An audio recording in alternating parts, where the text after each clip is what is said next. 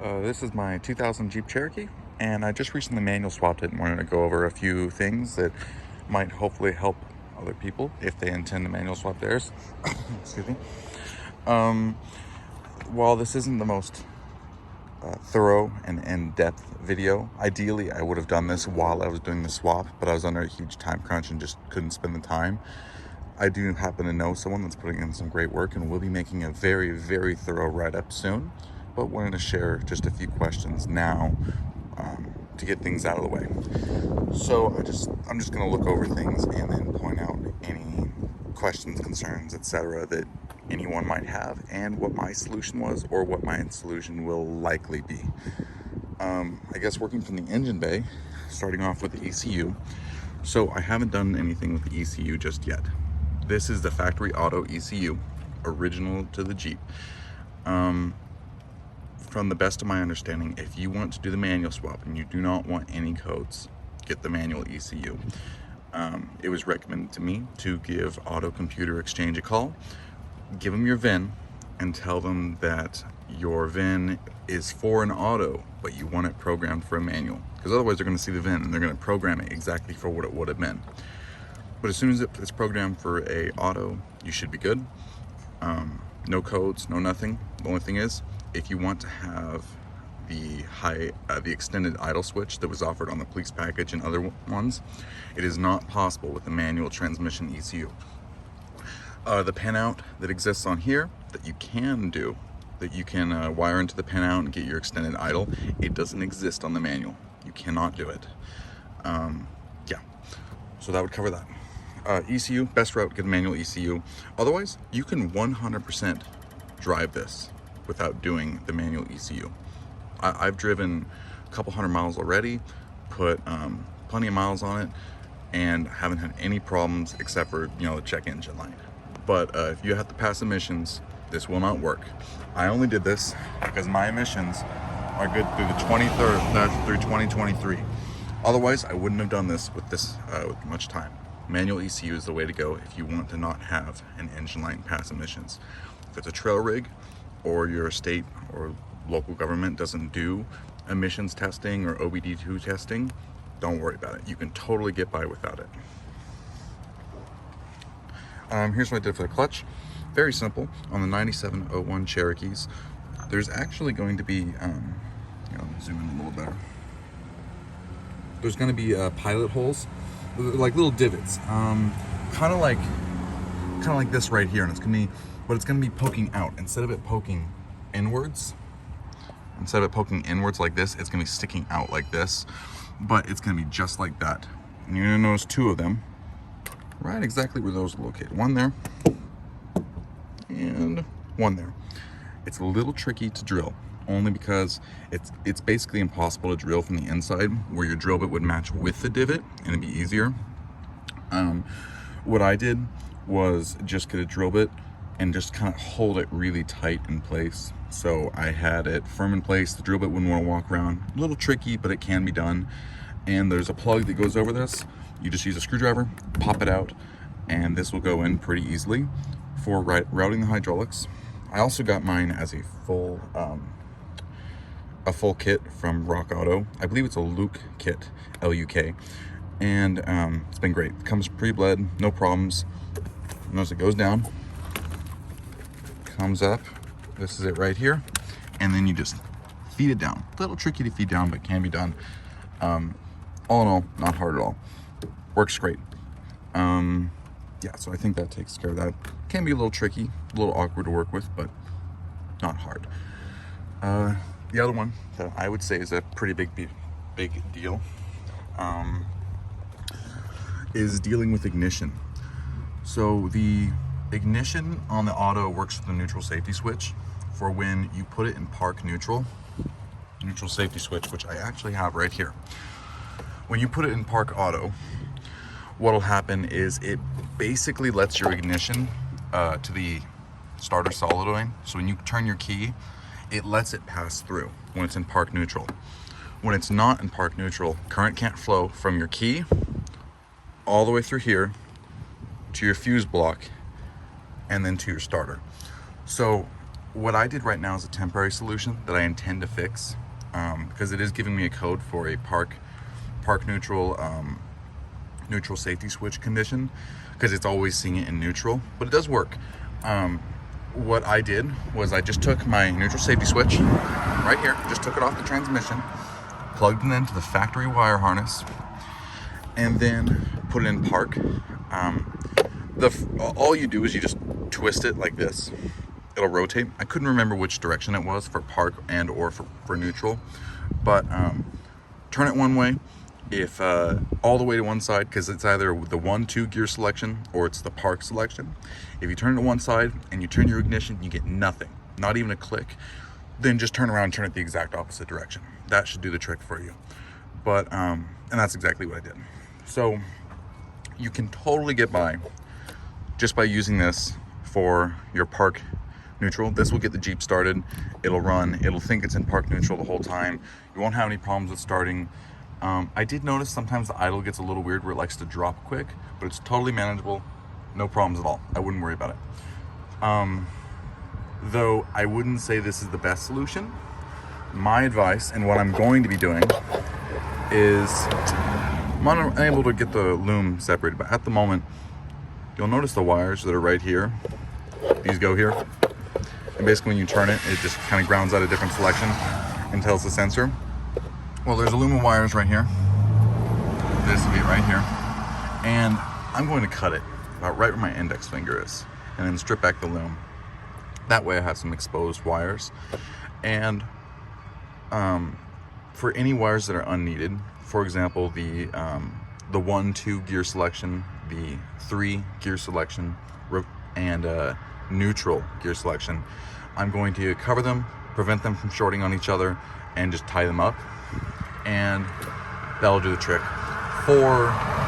At the moment, to make everything happy, for it to start good, I intend to take it, get the park neutral wires, which I don't remember are exactly which ones they are, but you'll find it in the factory harness. And when I figure it out, I'll post a video on it. But take these, there's gonna be 2 wires. You're gonna take them, and there's what's called the clutch interlock switch. And the clutch interlock switch works, it actually mounts off the clutch master. And I actually have it over here. I'm gonna show that right now for context. It's my dad's Jeep. Let's see, it's a rainy day in Oregon. I know I have it down here. Here it is. So I got this from TJ, and this sucker right here. This is the interlock switch right here. It mounts on, and when you press the pedal, it actuates the switch just like this. When it reaches the very end, it sends power through, and then we use that. Okay, so go back. That's just for reference. That's what I'm talking about, the clutch interlock switch. They're about $70 or $80 new, but I'm sure you could find one used. Another one I saw by Dirt Road Therapy John, when he did his TDI swap, was he basically just found another brake switch and fabricated it to fit in, but it works just fine. Anyways, so using that switch, I will take this, get the park neutral wires, they are the same, and run the wires to the clutch interlock switch so it connects to the switch.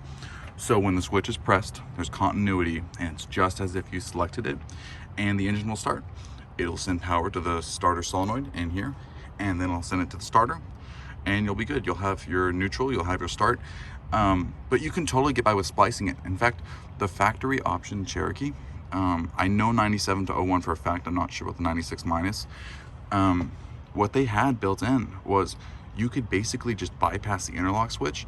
One thing to keep in mind though is it will start in any gear with or without the clutch. And if that's the case, you got to keep in mind that, if you have a kid or something that plays in there, they might start it up and that thing will just go. It's got more than enough torque in first gear to get itself started. So keep that in mind. If you, but if you're on the trails and you want to get it started, so you can start it in gear, use the starter to your advantage. Totally works. It's factory option. You can splice it and bypass it entirely. Don't worry about it. I'm not sure how it behaves with the auto ECU, but I know with the manual ECU, it's a total go. I just intend to do the park neutral wiring just to keep everything happy, and that way I have the clutch interlock safety. But I'll make a video about that. It's just been so rainy, I haven't had the opportunity. The other one is for reverse. Reverse is also very easy, and I will make a video about that once I get to it. It's just been so wet and I've been so busy. But what you'll do, same deal in here. When it goes in reverse, all it does is it just creates continuity from, I believe, battery 12 volt to the reverse light switch, and then that takes care of ground. The wires on the plug are these two middle ones, this blue one and this red one. I'll make a video about this too. When those two are spliced together on the body side, this is the transmission side, on the body side, when they're spliced together, your reverse lights will work. I tested this. I had my transmission, the manual transmission, sitting next to the Jeep, right here. Sorry about that, right here. And when I spliced them together, I got my reverse lights working without the manual even being in the Jeep. Take this, so splice back the wires a little bit, and then you'll run this to your reverse light switch. And the reverse light switch on my NV3550 is on the driver's side, I believe. And on the AX15, I believe it's on the passenger side. No big deal, it's just an extra few feet of wiring.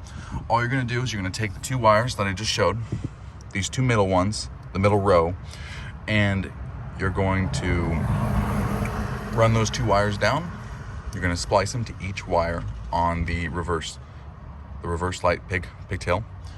And it'll do the trick. You'll have your reverse lights just like that. This is really the only wiring you will have to do. You guarantee, if you want to have your reverse lights work, you have to do these two wires. I'd say cut about right here. You could also go to a pick and pull and get one that's already damaged, or just cut here. But I wanted to keep everything from getting all cut up, so I just left it. I wanted to use the factory wiring without modifying it, so I wanted to do the stuff that's easy, so I can reverse it if I ever decided. Take it, reverse lights, run it to the pigtail that's going to be on the transmission, splice one wire to each one, you're good, you got your reverse lights. Like I said, I'll make a video about this when I get a chance on the reverse lights and to make park neutral work for the clutch interlock. Yeah, so I wanted to go over that. At the moment, cruise control is not working only because it sees that this is in neutral. The cruise control is set to not work when it sees the transmission in neutral. Another thing to mention regarding cruise control, this is something you'll see on either the auto or manual ECUs. They're gonna behave the exact same. So when it sees it in park neutral, such as, well, just transmission being put in park neutral, it won't work. So that's the other reason why I'm wiring up this to work on the clutch and then be in drive otherwise. That way I will have cruise control for the time being. The other condition is when you press the brake pedal. Anytime you press the brake pedal switch, it'll disengage cruise control. And then the other one is something that's more clutch related. So you don't need a clutch interlock switch to disengage cruise control. That's one thing I was worried about, where I was worried that if I pressed on the clutch pedal, it would still see the Jeeps moving, but the cruise control would try to engage and it'd just send the RPMs to the moon. But when I checked the factory service manual, what it said was cruise control will disengage when it senses a sharp increase in RPM with no increase in speed, but primarily just increase in RPM. So like when you press the clutch, it'll do a little blip in RPM and it'll disengage cruise control and you'll be good. And cruise control will work just fine after that. It's just not working now because of this, because it thinks it's in neutral. Yeah. See if I see anything else manual related. I put in a new engine a few years ago. That's been good for me. I'm gonna say that covers the engine bay stuff. I think you'd be surprised how easy it is. Yeah, and also feel free to ask questions. This is my first time ever making a video. If there's any questions, please let me know and I'll do my best to answer them. I also do know that there is someone more qualified than me that's going to be making a much more detailed video, so that's why I'm not being as detailed. But I'm still happy to answer questions. Okay, so drive shafts, that's another concern. So I swapped in a high pinion Dana 30 a few months ago, put in 410s and everything. And by the way, 410s and 32s are perfect for a manual. Lots of torque, but good highway RPM. Count on your drive shafts needing to be 2 inches shorter in the front and 2 inches longer in the rear. That's what mine ended up to be. Though if you have more or less lift, your mileage may vary. But 2 inches is a pretty solid guess. I had my front drive shaft being 33.5 inches up front. It's now 31.25, and my rear was 33 exactly, and now it's 35 exactly. It was great having the custom drive shafts, but if you can source them out of a manual specifically, you should be good. But yeah, so keep in mind it'll get shorter up front, longer in the rear. Expect about 31 up front as your length between there and the transfer case, and then expect about 35 between the axle and there. Now this is for an SYE, so keep that in mind. Yeah, I actually just ordered my drive shaft. Adam's drive shaft is fantastic, love them. They do a killer job. Yeah. For the cross member, now you'll notice I have a bolt missing. That's because one broke, but it's kind of a crackhead move, but it does work. I'm going to stand up, but the cross member, I'm going to go back to the engine bay. The cross member, you can totally get by using the auto cross member. You don't need to source a manual cross member where you'll pay $100.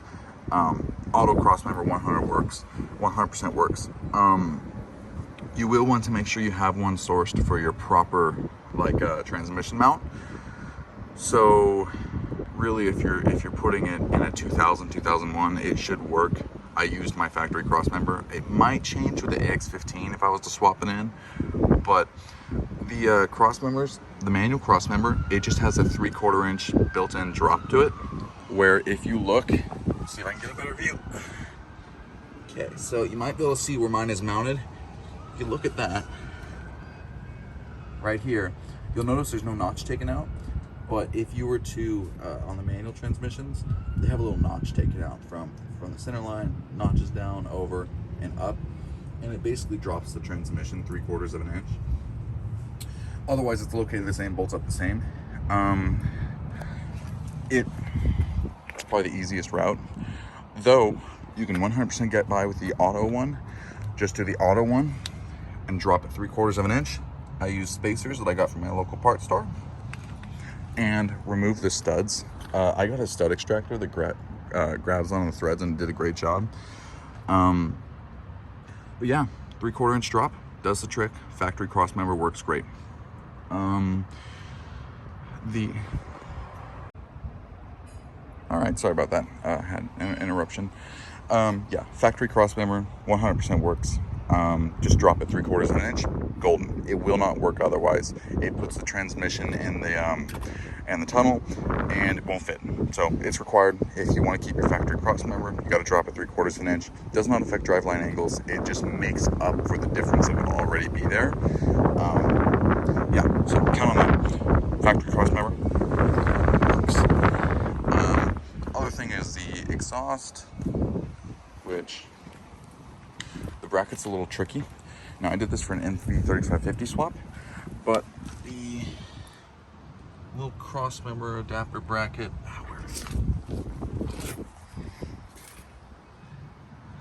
This sucker right there that goes from the transmission to the cross member, and you'll notice that bushing. It's for an AX15, and it would work just fine for a 99 minus Cherokee, but on the 2000s they changed the hanger location to be a little higher, and it won't work. So it will take fabrication. This is something you're guaranteed to have to deal with. If you have a 2000 to 2001 Cherokee, you will have to modify that mount, the bushing. You can let it hang though. Honestly, it's rigid enough it works, but I'd recommend fixing it. It goes up about an inch. Yeah, you'll want to fix that. Your exhaust will be more rigid as a result. Otherwise, it mounts up One thing I noticed for the NV3550 was it was about 0.2 of an inch longer. To fix that, I noticed that it was putting the cross member back a little too far and it wouldn't bolt up. If you take the cross member, the bolts on top of it, they go to the transmission mount, and file it out about 0.2 of an inch. Just use a file; it'll go out really easily. Doesn't compromise the strength of it to mount up, but file it out 0.2 of an inch, and it'll fit. Factory cross member works. NV3550 or AX15. I'm sure there's more. Let's see. So yeah, I got the exhaust figured out. Yeah, there's my drive shaft. It's great. It has tons of slip. The transfer case. So they have different length input shafts depending on the transmission they're mounted to. The AW4 ones that are mounted to the AW4, it's got a medium length one, which I believe protrudes 1.7 inches from the mating surface, where the NV3550 protrudes 2.1 inches, and I believe the AX15 protrudes 1.2 inches. If you're going for the from the AW4 to the AX15, I'd say don't worry about it. It's the input shaft would actually get shorter, and there's plenty of splines to work with, so you're actually getting more spline engagement. So I wouldn't worry about it. But if you're going to the NV3550, you actually lose input shaft or output shaft length on the transmission, so you lose your spline engagement. To fix that, I got a long input shaft from Dead Jeep. It was like $70, and it's actually not that hard to do, especially if you've done an SYE like I have. But I'd say you could probably get by with it without doing the input shaft swap, but it's really recommended. Yeah. Also, clocking. So this transmission is actually from a TJ. I got this from my cousin. He gave me a good deal. It was very well worth my time. He's doing an LS swap. The TJ transmissions, they're actually clocked differently. So the TJ transmissions, they have the clocking holes for the transfer case, where the transfer case is mounted less like this for the XJ, but it's mounted more flat. Where this part goes more up into the body. It's 10 degrees to be exact. 10 degrees from this perspective, clockwise. It's a problem for the XJ because it's tight enough that it'll put your transfer case into your floor, and it won't fit. You'll have to bash on the floor some. So if you're doing this from a TJ, you will need to clock it. I made a little clocking jig. I intend to sell these. They're very easy to make. It's just 10 degrees. You drill the holes 10 degrees counterclockwise from each hole, and does the trick. Clocks it exactly where it needs to be. Yeah, that's my 8.8. Otherwise, it does great. Go inside. So for the pedals, I actually got these from TJ as well, and you can actually find them a lot cheaper. The XJ pedals for a 9701 are usually $300, $350, $400, which in my opinion is a ripoff. I get supply and demand, but it still feels like a ripoff. The TJ pedals, the bracket will bolt right up. Now, there is a slight difference between the brackets. Let me see if I can get this. Bummer, flash isn't working. I'll make sure to show it later. But the brake pedal switch, it mounts a little too close to the like the dash subframe. So you will swap over your factory auto brake pedal bracket. Very easy. Literally one bolt pops over. When I get an opportunity, I'll make a video of that too. And that takes care of the brake pedal switch. You can find these TJ pedals for about $50. I got mine for free, luckily. The difference between the TJ pedals though is that it doesn't really want to light up, is that the TJ pedals are actually cut with an offset where they go down, they arch over about this much, they go down, and it's an arch. It has way more offset. I believe it mounts about 1 inch lower and about 3 inches more passenger. Problem because, well, it's gonna hit your gas pedal. It's gonna be too far in the way. What I did, I just cut them, made a little template, cut, welded them together, spent about an hour, made them strong, good hot welds, I got pedals now. They work. Pedals are great. Yeah, so that did the trick for me. Now for the inside, I also got this from TJ. Handle is way too long. But it's kind of a comfortable position to grab where your hand just kind of goes forward and grabs it. But it's in the way of my CarPlay, so I'm gonna figure that out and just move it, honestly. What I intend to do is just cut it down right here. About 4 inches was what I figured, and then just re-weld it. It'll be good. But if you're doing an NV3550, the handles are next to impossible to find for an XJ, because the XJ only had them from 2000 to 2001. Yeah, so kind of sucks, but easy to modify. Yeah, that totally works. One thing you 97 and 01 guys will have a problem with is sourcing the bezels and the boots. They're very hard to find. Now, I was able to find one. I got it from a dead Jeep, paid $50 for the boot, $30 for this. I was told they were in good condition. When I got it, this came to me broken, and I epoxied it back together. It was broken there. I believe it was broken in another place too. Oh yeah, right here. Came to me broken, very disappointed, got mad. Blah, blah, blah. What I did, not taking out the boot, it's like in a 3D print them now. Now, I haven't tested this for heat resistance yet, but if you're looking for one and you're okay with a possible heat resistance thing, I'm told it'll hold up to about 150 Fahrenheit. So it's a hot summer day that I'm worried about. But if you're looking one, hit me up. I'll make them. They're accurate. They fit. If you're looking for the bezel. For the boot, the boot is much more tricky. I don't know where to find them. I barely got this one. What I'm looking into doing is I had the dimensions for a bezel, although 3D printed, and the 96 minus Cherokees. Those boots are way more available, usually found for about $10. And I'm gonna see if I can make a bezel where the boot fits inside, and I will make sure to post about that when I figure it out. But yeah, looking for a bezel? Hit me up. Oh, another thing I just realized I forgot to mention was the transfer case linkage. So the transfer case linkage is different on the manuals. And what you could do is you could definitely just go by and get a manual factory Z-bar linkage, but they're garbage. Don't waste your time with it. Get the ASIS linkage. If you already have the ASIS linkage, I can't speak for BoostWorks, but I can imagine it works too. But if you already have the ASIS linkage, it'll work for a manual swap too. You'll just need that little extra bar that came with it. Or no, you don't need that. If you have an MP231, you won't need that. Everything has factory provisions for it. Yeah, works great. In fact, I've noticed it's more positive where, oh, it's in gear, so it doesn't want to do that. But yeah, works great. Very happy with it. ASIS linkage, way to go. I can't think of anything else right now. I'm running late for a class, so I'm trying to rush this. But I just thought I'd post this video because I know that the proper videos will be out eventually. His account is Waymid4, IV4.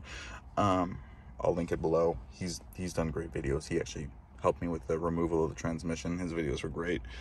Yeah, but I'm sure there's gonna be way more detail. Please message me if you have any questions, concerns, comments, etc. I can help. I will try my best to explain them. But hopefully this clears up any problems or questions you may have. I will be making a video soon regarding making the reverse lights work, and then making the clutch interlock work, and seeing if that helps my cruise control problem. I suspect it will, but if it doesn't, I mean, a new manual ECU is like $300, and it's okay. Honestly, I'm okay with paying that. Other thing to mention, there's a lot more torque. It's fun. Yeah, lots more torque. Fun to drive. NV3550, a little deeper in first gear than the AX15. Not a big deal though. It's 4.01 compared to 3.80, I think. They're great transmissions. I happen to like the NV a lot. It shifts. I mean, It's very smooth. You'll notice there's a lot of throw, but I will fix that eventually. Yeah, I like it. My fuel economy actually went up. It went from about 8.5 in the city to currently about 12, and then from about 18 on the highway to about 20.